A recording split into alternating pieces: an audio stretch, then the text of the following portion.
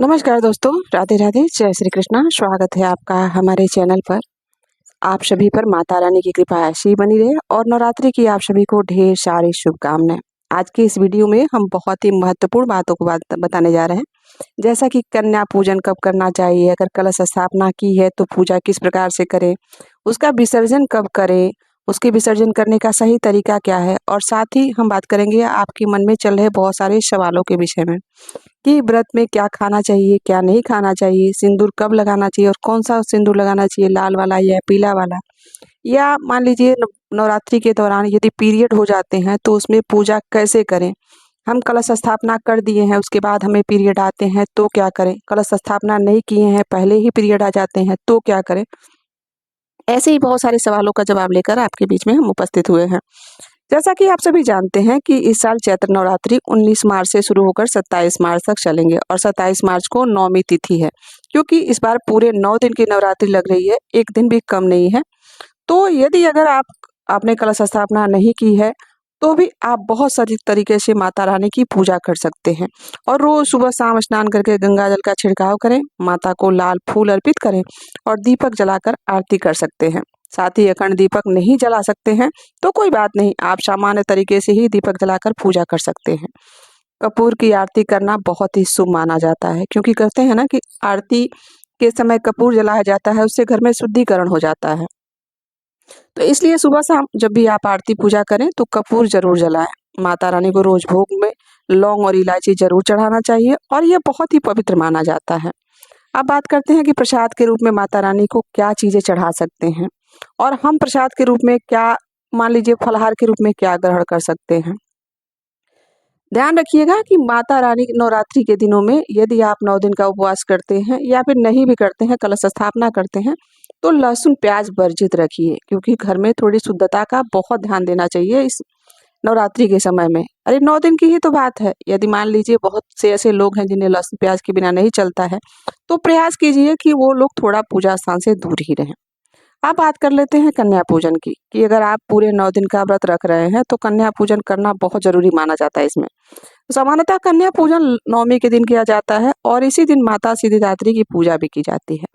यदि आप चाहें तो आप अष्टमी के दिन भी कन्या पूजन कर सकते हैं, लेकिन नवमी का दिन सबसे उत्तम बताया गया है। नवमी के दिन का पूजा, भोग, आरती और हवन करने के बाद कलश को हल्का सा हिला देना चाहिए। कलश अपनी जगह से थोड़ा सा हिलाने का मतलब होता है कि विसर्जन कर रहे हैं, लेकिन पूरी सामग्री का विसर्जन दशमी के दिन ही किया जाता है। दशमी के दिन आप सभी पूजन सामग्री को नदी या किसी पवित्र स्थान पर ले जाकर विसर्जित कर सकते हैं। जैसा कि आप सभी देख रहे हैं कि आजकल नदियों में इस तरह के सामान को विसर्जित करने से मना कर दिया गया है। तो यदि ऐसा नहीं कर पाते हैं तो आपके, यदि आप फ्लैट में रहते हैं तब तो मान लीजिए कहीं ले जाकर उसको विसर्जित ही करना पड़ेगा। यदि आपके घर के पास आस-पास ज़मीन है तो आप गड्ढा खोदकर उसमें भी उसे दबा सकते हैं। अब बात करेंगे व्रत के पारण के विषय में। तो देखिए, नवरात्रि के दौरान अष्टमी से पहले घर में तली हुई चीज़ें जैसे पूड़ी पकवान नहीं बनाया जाता है। खास तौर से उत्तर भारत और बिहार में जहाँ नवमी की पूजा की जाती है, नवमी पूजा जाता है, वहाँ पर तो कुछ भरी हुई चीज़ें या फिर कोई भी पूड़ी जैसे भर के बनाते हैं वह नहीं बनाना चाहिए और तली हुई चीज़ें भी नहीं बनाते हैं। हाँ, कुछ चीज़ें बनती हैं जो सिर्फ़ जो व्रती रहते हैं, जो 9 दिन का व्रत धारण करते हैं, उनके लिए ही बनता है और माता को प्रसाद चढ़ाने के बाद वह व्रती उसको फलाहार के स्वरूप खा सकते हैं। और जब 9 दिन बीत जाता है, तो 9वें दिन जब 8वें दिन रात को जब नवमी पूजा जाता है, उसके बाद ही दशमी के बाद फिर आप घर में जो तली हुई चीज़ें उसको आप बना सकते हैं। अब बहुत से लोगों के मन में ये सवाल आता है कि नवरात्रि के दिनों में क्या हम बाल धो सकते हैं? क्या हमें बाल धोकर पूजा करनी चाहिए?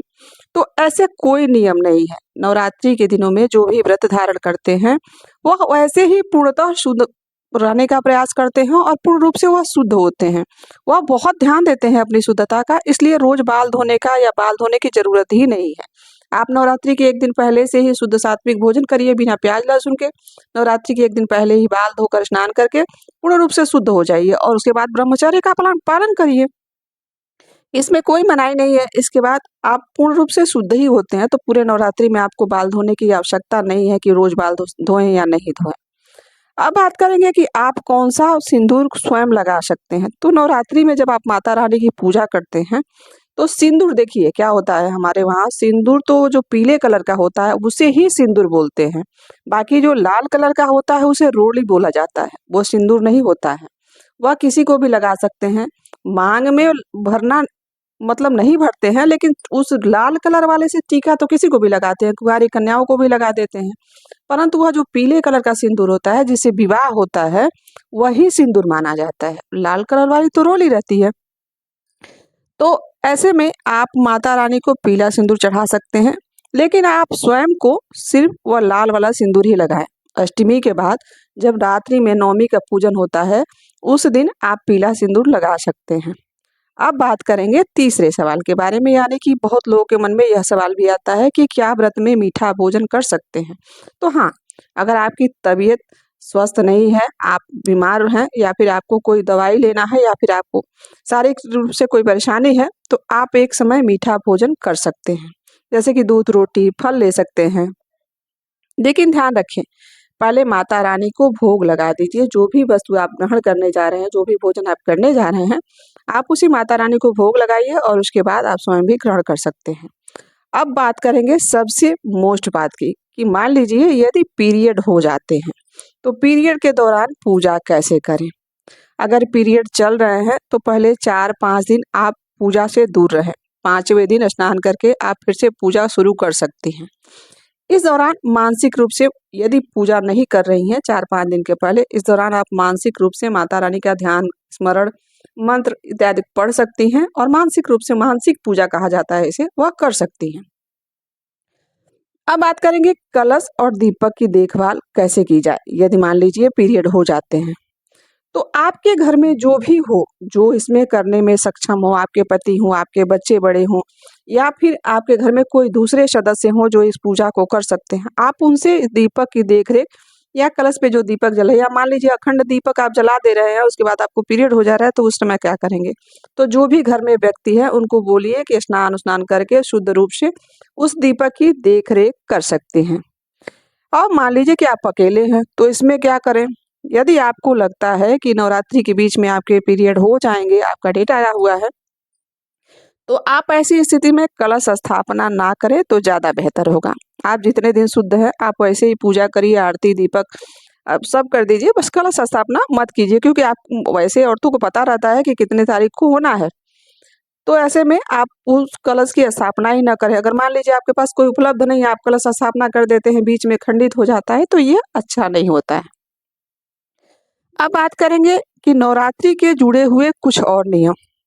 तो देखिए, नियम ये होता है कि यदि मान लीजिए आपको पता है कि मेरे पीरियड नवरात्रि के बीच में आने वाले हैं, तो जितने दिन आप पूर्ण रूप से शुद्ध हैं, उतने दिन आप पूरी विधि-विधान से जितनी बढ़िया से पूजा होती है उसको कीजिए और आप कलश स्थापना मत कीजिए, बाकी सारी चीज़ें स्थापित कर दीजिए, बाकी माता की फ़ोटो लगा दीजिए, जवारे भी बो सकते हैं, सब कर सकते हैं। बस कलश स्थापना या फिर अखंड दीपक ना जलाइए।